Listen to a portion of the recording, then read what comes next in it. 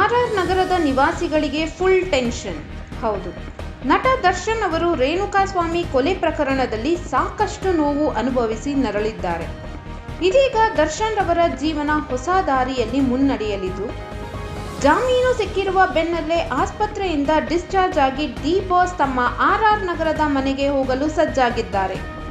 ಈ ಸುದ್ದಿ ತಿಳಿದ ಲಕ್ಷಾಂತರ ಡಿ ಬಾಸ್ ಅಭಿಮಾನಿಗಳು ಆರ್ಆರ್ ನಗರದ ಮನೆಯ ಬಳಿ ಸೇರುತ್ತಿದ್ದು, ಅಲ್ಲಿನ ನಿವಾಸಿಗಳಿಗೆ ಫುಲ್ ಟೆನ್ಷನ್ ಶುರುವಾಗಿದೆ.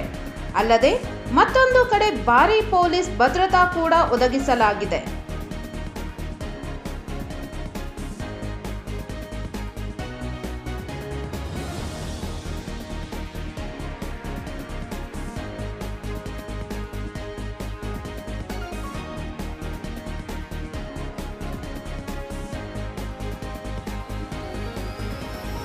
KA ಕನ್ನಡ ನ್ಯೂಸ್, ನಮ್ಮ ಕನ್ನಡಿಗರ ಧ್ವನಿ.